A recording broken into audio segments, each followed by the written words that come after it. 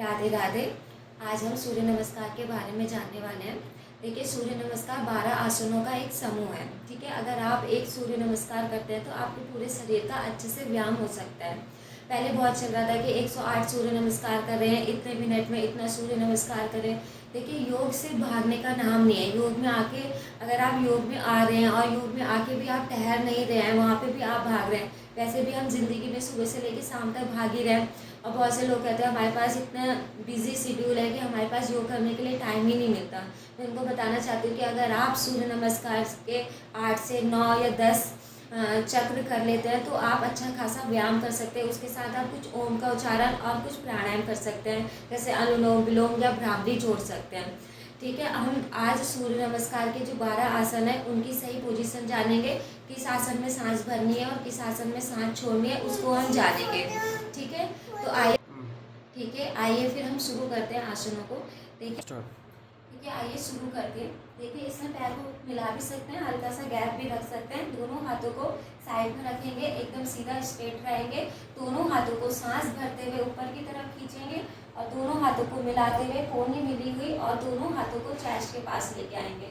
यहाँ पे आके हम नॉर्मल सांस करेंगे, सूर्य को अनुभव करेंगे। फिर सांस भरते हुए दोनों हाथों को ऊपर की तरफ लेके जाएंगे, कमर को मोड़ेंगे और फिर सांस छोड़ते हुए पहले धीरे धीरे नीचे की तरफ आएंगे। हल्की सी कमर सीधी रहेगी, यहाँ पे आके रुकेंगे, फिर बहुत धीरे धीरे नीचे की तरफ जाएंगे और दोनों हाथों को पैरों के बगल में रखेंगे।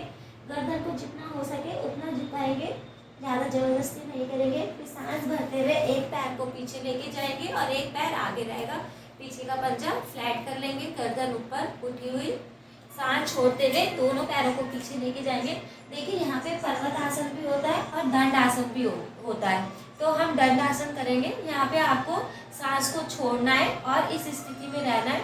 हाथों के बीच में कंधे के बराबर गैप रहेगा, पीछे दोनों पैरों के बीच में गैप रहेगा। कमर हमारी सीधी, ना ज़्यादा नीचे झुकी हुई और ना ज़्यादा ऊपर उठी हुई। ठीक है, अब फिर हम दोनों घुटनों को नीचे रखेंगे और चेस्ट को नीचे रखेंगे और चिन को फ्लोर पर रखेंगे। कोहनी बाहर को नहीं, अंदर की तरफ रहेगी। यहाँ पे भी हम सांस छोड़ेंगे। इसके बाद हम भुजंगासन करेंगे। इसमें हम अपनी गर्दन उठाएंगे, कंधे हमारे खुले हुए रहेंगे, कोहनी मुड़ी हुई रहेगी, पीछे से पंजे फ्लैट रहेंगे। फिर सांस छोड़ते हुए हम पर्वत आसन की पोजीशन में आएंगे। हाथों को आगे की तरफ खींचेंगे, गर्दन अंदर और दोनों पैर जमीन से लगे हुए। अब ध्यान रखना है, जिस पैर को हम पीछे की तरफ लेके गए थे उसी पैर को सांस भरते हुए आगे की तरफ लेके आना है।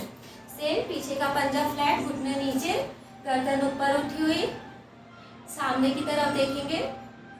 दोनों पैरों को सांस छोड़ते हुए आगे की तरफ लेके आएंगे, धीरे से आगे की तरफ आएंगे हाफ में और फिर सांस भरते हुए धीरे धीरे ऊपर की तरफ आएंगे। ध्यान रखना है, स्पाइन को सीधा रखें, सांस भरें और फिर सांस छोड़ते हुए प्रणाम आसन की पोजीशन में आ जाए।